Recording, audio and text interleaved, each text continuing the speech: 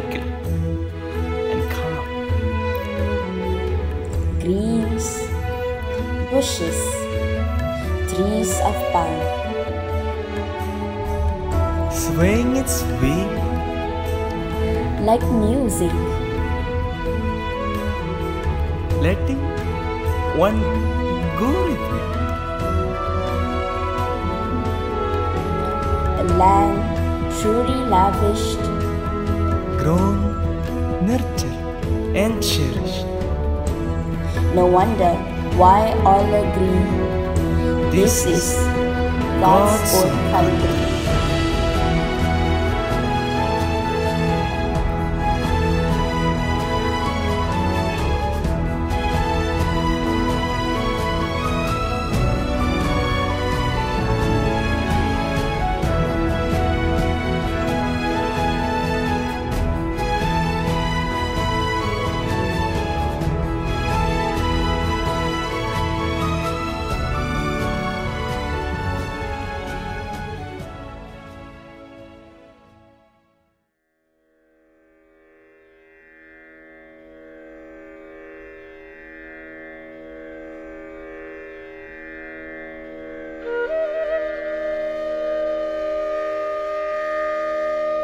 Kerala.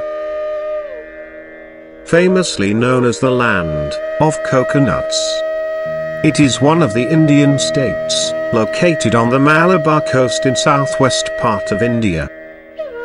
Kerala is a popular destination for its tourism, beaches, backwaters, and tropical greenery. Some would say, it is a tropical paradise of waving palms along the wide sandy beaches. According to a popular theory, the name was derived from the Malayalam word Kara, and Ulam, which means coconut land. Hinduism is practiced by more than half of the population, followed by Islam and Christianity. According to Hindu mythology, the land of Kerala was recovered from the sea by an axe-wielding warrior sage named Parasurama, who was commonly known by the believers as the sixth incarnation of Lord Vishnu. He threw his battle axe into the sea, and commanded it to recede.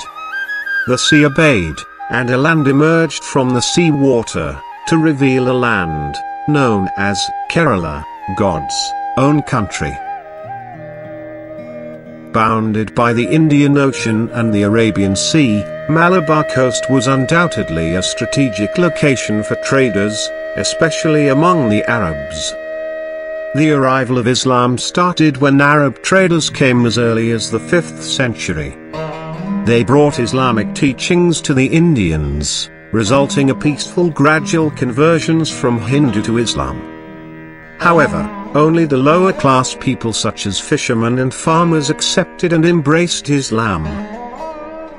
On 21st Rajab, 642 Hijrah, Malik ibn Dina, one of Prophet Muhammad's companions, went to Kerala to spread Islam. There, he met the king of Kerala, Cheraman Perumal. Because of the king's interest in Islam, Malik ibn Dinar invited the king to Mecca and meet the Prophet. King Cheraman accepted the invitation and sailed there, accompanied by 2 Arab traders, and Malik ibn Dinar himself. In Mecca, he converted to Islam and performed Hajj, and acquired his Muslim name, Haji Tajuddin. After spending 5 years in Mecca, King Cheraman decided to go back to Kerala, to spread the knowledge of Islam, but he died during the journey back, due to a serious illness. Malik ibn Dinar continued the journey and led the spread of Islam in Kerala, in the king's absence.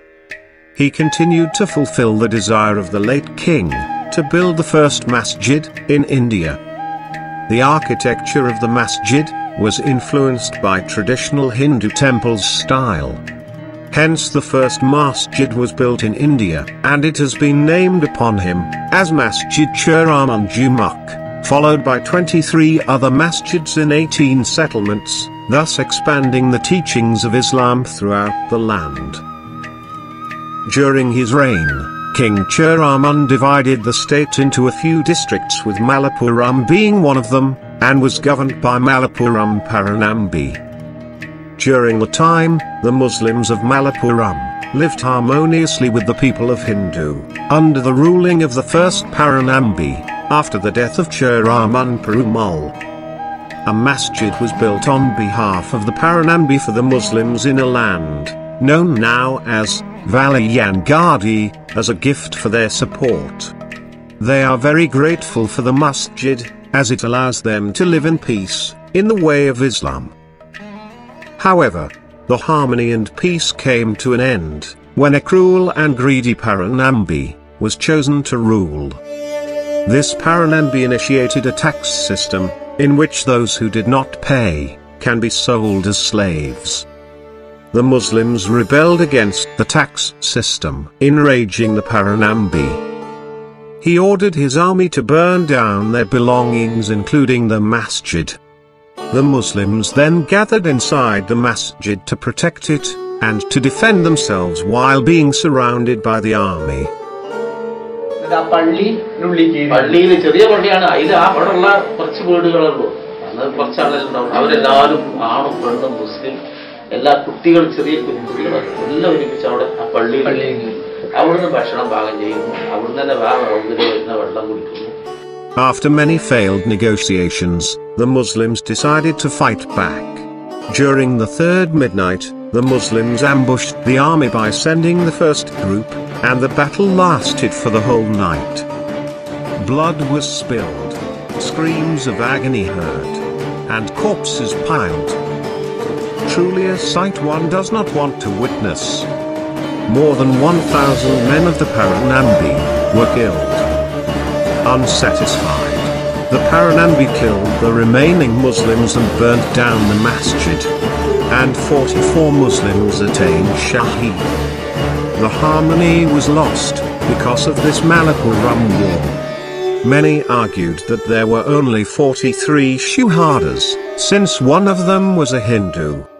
It was then revealed that he actually embraced Islam, before fighting. Therefore, making him the 44th Shuhada. After the incident of the Malappuram war, the Paranambi and his family members faced death, one by one, because of a rare disease. Since believed that they were cursed, and to remove it, they had to rebuild the masjid and invite the Muslims back into the village. The Paranambi's descendant decided to bring back the families of the Shuhadas to the village. Thus Masjid Shuhada KABEER was rebuilt again the year 1732. It gained the name Shuhada KABEER as a memorial towards the 44 Shuhadas, who died risking their lives protecting the masjid.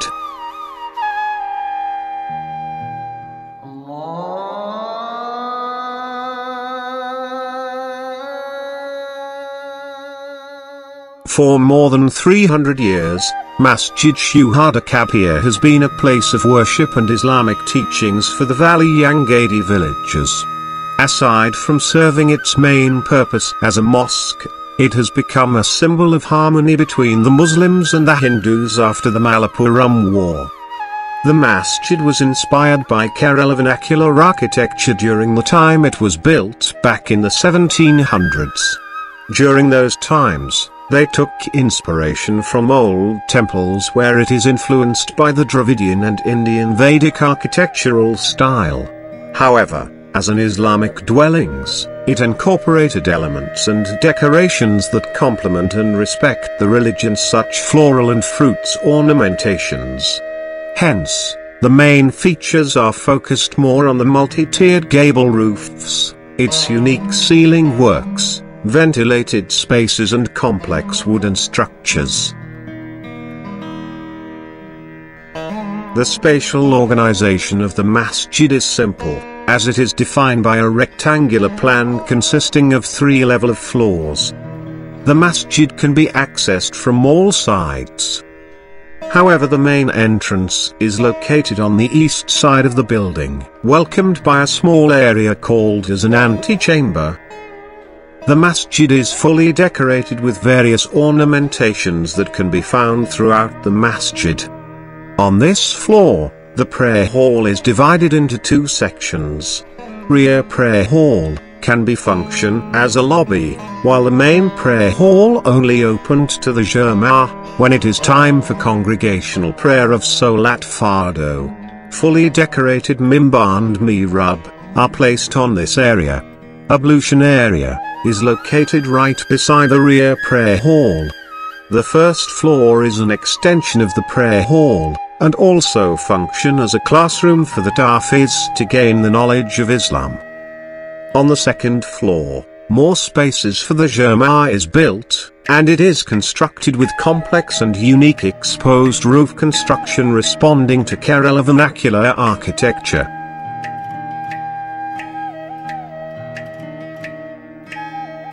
The whole structural system of Masjid SHUHADA KABEER is supported by a traditional foundation system, where a group of laid stones are compacted together on an excavated ground, to construct both foundation and ground floor slab. Constructed by using laterite stones, the masjid's walls relied on load-bearing wall system, which rested on the foundation and ground floor slab. From the main entrance, the antechamber is built 315 mm lower than the ground level, while the ground floor prayer hall is raised 415 mm higher. Door, window and arch are carved from all sides of the masjid. The masjid contains 72 columns in total, where a total of 12 timber columns are built on the ground floor. Both the prayer halls and the antechamber have 4 columns, with each columns are carved with different ornamentations.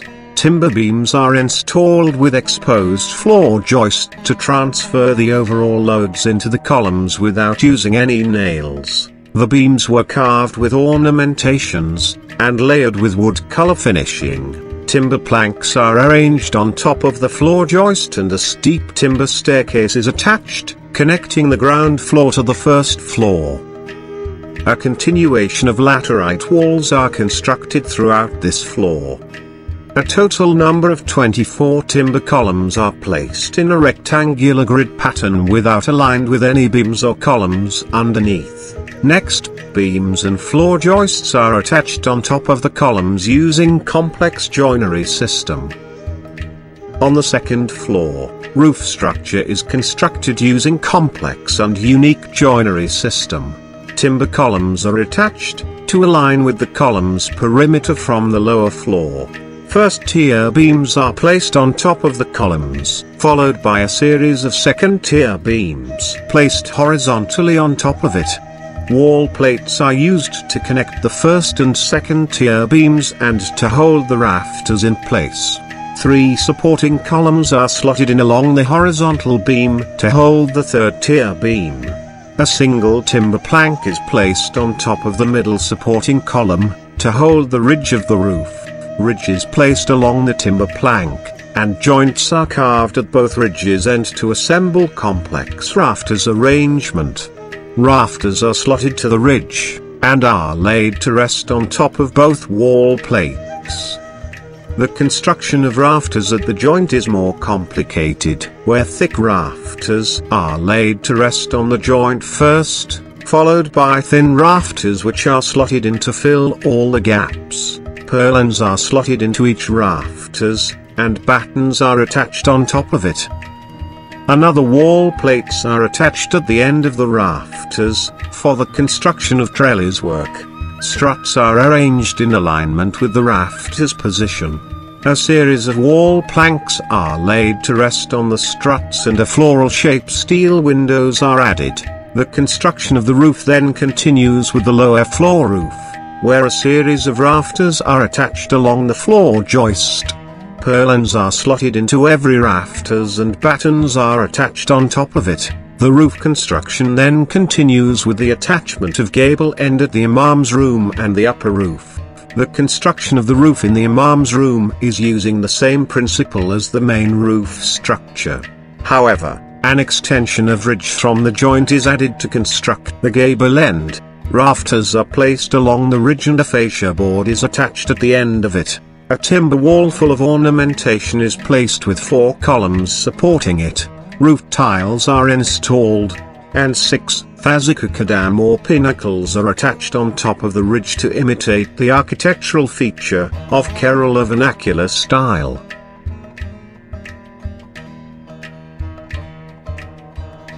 This ancient masjid has shown the authenticity of Kerala at its finest, bringing out the best of architectural elements, such as roof construction, thazakukadam, mimbar, mihrab, ablution area and variety of ornamentations.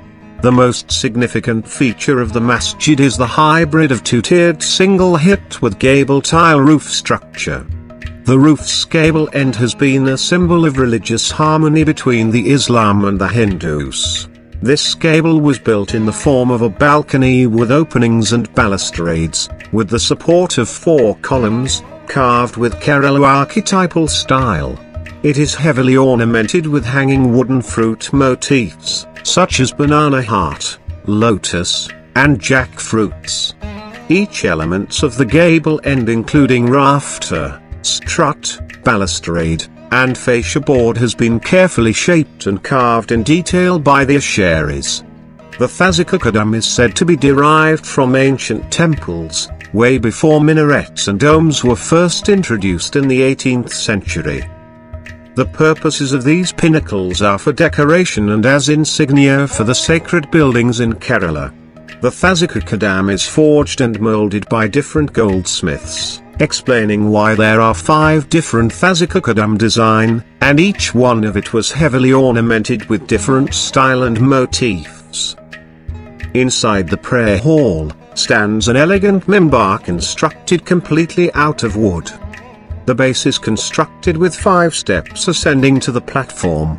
4 columns are placed with balustrades are arranged in between the columns. A backrest fully decorated with floral motifs is attached. A series of beams and canopy are placed on top, covering both the platform and steps. Floral motifs covered with a thick layer of red, black, and silver finishing are carved, thus completing the construction of the mimbar. The mihrab is placed at the center of the main prayer hall as an indication of the Qibla. It is a protruding white wall, shaped into a semicircular niche. The capital is molded into a floral motifs with an overhead crown, and it is supported by 2 pilasters attached on top of a base. The molding of the capital is also constructed on the stairway enclosure located on the 1st floor. The ablution area of this masjid is very unique due to its traditional method for getting water resources. The ablution area roof is designed with an opening in the middle, with a kolar located below it. Roof structure is constructed sloping inward using the same construction method as the main roof. The opening acts as water canal for rainwater to be collected and stored inside the kolar. Masjid SHUHADA KABEER is widely known for its variety of unique and beautiful ornaments. Columns, ceilings, mimbar, mihrab, and thazakukadam are all carved and shaped by numerous asharis, each ornaments of its own unique designs and motifs. It is said that the various form of ornamentation was to show a different family contribution to the construction of the masjid. Some of the ornaments at the antechamber contains Arabic writings, explaining about the historical information of the masjid, culture, and tradition.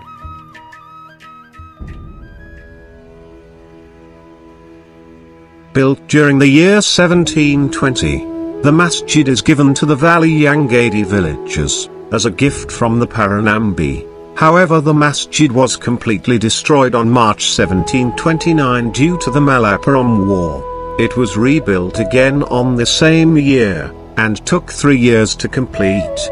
On July 21, 1984. An extension of prayer hall was done on the west side of the building due to the increasing number of Jamaah. In the later years, the surrounding context and overall landscape of the masjid was improved, when a new shrine was built for the 44 Shuhadas, and when the main entrance to the Masjid was added with a walkway, covered with a canopy for the comfort of the villagers, thus, ensuring the Muslim community to strive, and the teachings of Islam to blossom magnificently. Apart from having a significant history for almost 300 years, Masjid Shuhada KABEER carries the identity of Kerala architecture as a perfect profusion of vernacular and traditional. It is a reflection of religious harmony which coexist between people with different religion and beliefs. The people live in a harmonious state, where social and cultural activities are carried out together regardless of their religion. The struggle and sacrifice of the people of the past will never be forgotten by the people of the present, ensuring the heart of Kerala to blossom throughout the passage of time.